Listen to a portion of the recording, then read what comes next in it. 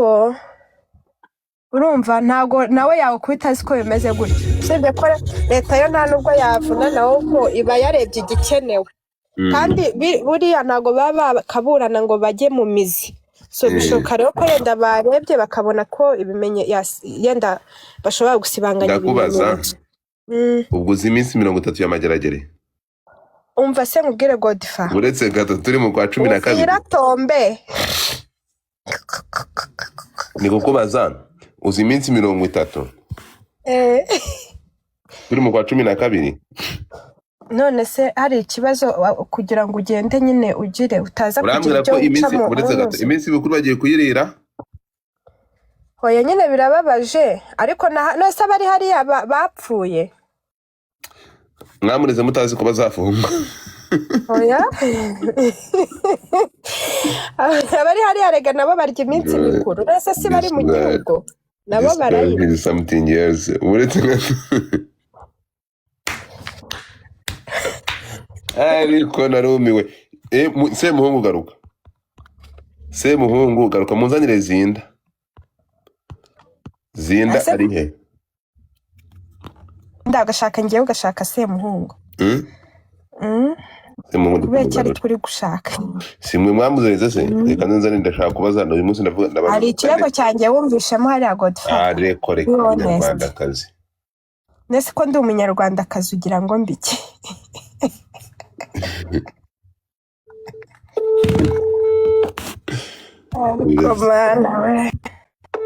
Semuhungu araha ariko ngiye Jihad nakundaga ibiganiro bye hatarimo gusebanya oya se kandi ndakubujije Keza oya hatarimo gusebanya Keza uretse gato tuvugisha ukuri hatarimo gusebanya no kwataka abantu Jihad ni umunyamakuru mwiza tuvugisha ukuri uretse gato tugeze ngo aka Keza oya ibyo umva nkubwire tuvugishije ukuri hatarimo iyo yatatse abantu cyangwa gusebanya kundi ubundi ubusanzwe Jihad ni umunyamakuru mwiza ntabwo rero wabimbwira Semuhungu arakuboroka hoya kuba umuntu yaba umunyamakuru mwiza no kuba yaba professional ni ibintu bitandukanye sibyo rero yari umunyamakuru mwiza ariko yenda ntiyari professional bamwita Eric Sagiye mwamureze mutazi ko azafungwa oya twamureze kugira ngo bamubaze ibyo yakoze nibasanga bigize icyaha azabikurikiranwe ahantu cyangwa se basanga nta n'icyaha bigize kandi n'ibintu bamumanuriye ntago harimo ibirego byacu ntago birimo nibyo yaburanye wigeze wumva aburana ngo naramurize ko ushaka kunteranya n'abantu wigeze wumva harimo ikirego cyanjye mu byo yaburanye oya ntago mu byo yaburanye harimo bira 6 ariko se 6 se bavuze ba nyirabyo Keza kankubaze urukumva hano nakumbwira ikintu nakunga mu guteranya n'abantu umbwira nyine ko ryatari ikirego cyanjye gitumye amanuka ikirego gitumye amanuka ni icya mpano na bariya byo barezwe akoze cyane ibirego byanyu ntabwo biri muri riri mwabivanyemo ntawamenya rega umuntu ahimbabazi wazimusabye urumva umuntu ahimbabazi wazimusabye kandi nanone iyi minsi 30 niyo kujya kwiga ku bindi birego 6 turashije ahubwo mugire umunsi mwiza ariko se ntukagende nshaka kugusuhuza urankumbuye ariko uremera ko gahunda nakubwiye ejo muri tugomba kuyikora nubwo nayivugiye hano do you remember urayumva uranidakwiye umva nge nago nayanga ariko ngiye nago natera intambwe ya mbere kwa ko izo nagerageje zarabaye oya ni ngiye uzatera intambwe ya mbere mbahuriza hagati nge nta kibazo pe urega nta kintu cyiza nko kubana n'umuntu neza urumva biriya bintu bikenewe cyane ukuri birakenewe I will try my best rega niho gudufata ntandukanira n'abandi urumva bwoko dore Oda Pass nahanga urahansanze Oda Pass nyuma ya Twitter nahanga ugira umwana mwiza mukosha nta kibazo sheri wanjye Oda zamu Oda Paccy nari nkubonye hano Kamuhiye. ngo ibiryarya ariko mwabaye mute? Oda Paccy so nari mbonye hano bahungu. Gore. Umva se nkubwire Godfa. Mvuge namamarizeho akantu hano nta kibazo. Mbere yo kwamamaza ariko waburize tukamaza tukavuga ko Jihad amanutse amageragere. Ngewe abantu mwatanze amakoyini urumva? Abantu mwatanze amakoyini ngo Jihad ariko. Urumva? Kamanze nakira Oda Paccy. Oda Paccy. Godfa. Uri guhiga imase. Ndone se hari icyo mvuze. Ntabwo ari unkumbuye. Nari ngo kumbuye aho uzagwa niho nzagwa. Ongera mvuga gato. Paccy bite shu? Bite sheri y'amakuru. Nese uri guhigimye Oda. Oya ntacyo. Bite sheri. Uyize sheri yakwikoze ko uretse kurongoje akarimi ko ari umugiye yakumaze. Yes. Intege cyane nkaba ko utari umutinganyi ko aryo jambo udakunda. Bite rata. Warashaka kujya mu rubohero kujya guca imyese muhungu. Paccy ngo bimeze bite? Ya ni byiza Godfa. Nyuma yo kumva umuntu bita Jihad ubu turi kuvugana agiye kurira umwaka amageragere uri kwiyumva ute? Okay, ubundi sinjya nivanga mu birego by'abantu ariko nyine none se nyine u Rwanda haba amategeko ubwo babonye ari byo bikwiye urumva navuguruza ubutabera. Ibi bintu harabikurikiranye. Arakoze.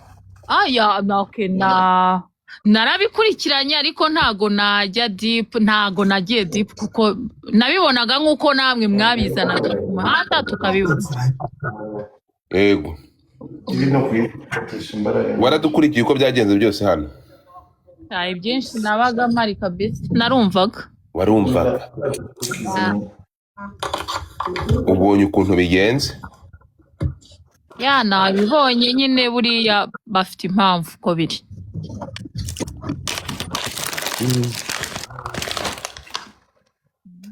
Mama yake na muzalama. Ntabwo babyumva.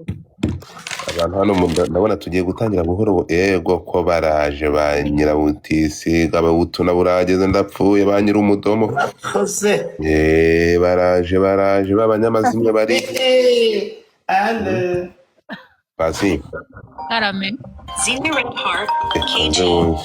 Simba mwumvishe. Chouchou. Mon amour. Ça va?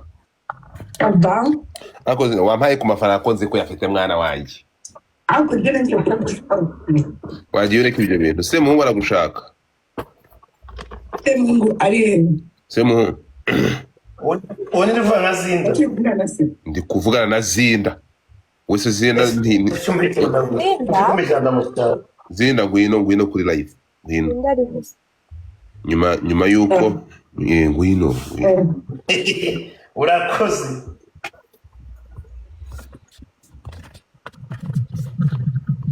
Imbwa yanjye ya nyonyo na nyonyo. Semuhungu mbwira uburyo wahagurutse mu rugo ukajya gutangira Jihad ikirego kibijyanye we ya mpano n'umwana wabyaye. Reka nkubaze Godfa. Uretse gato wowe ko bari babuze ibimenyetso Eric nani wowe nani ya mpano n'umwana.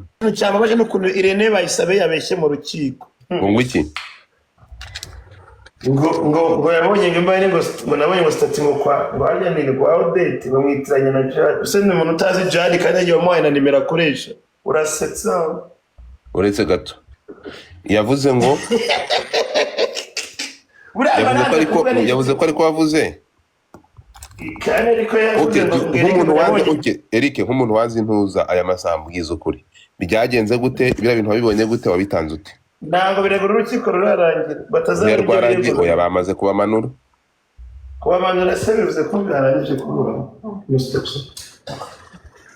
ariko nyine ubutabera bwacu burakora pe urakoze.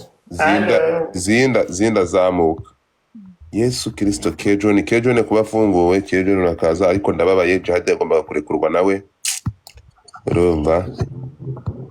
Ninde utagombaga oya Pazo yagombaga kumanuka ko ari amashuri ganje nayo ifite amakuru ko yabikoze. Pazo yarabikoze bira bintu n'umugome yakoze ubugome yarahemutse. ibi byose Pazo ni washyize biriya bintu hanze kandi abikorana ubugome urumva nabihanirwe rero ariko uzi ukuntu biriya bintu bitraumatizinga wagize ngo se nuza kuba ari mu mubiri yarasetse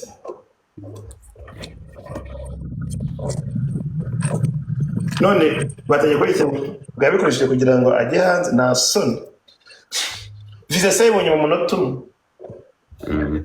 cyangwa se ko viza y'Iburayi ugenda ugaseka ku kanya bagahita bayiguha nta soni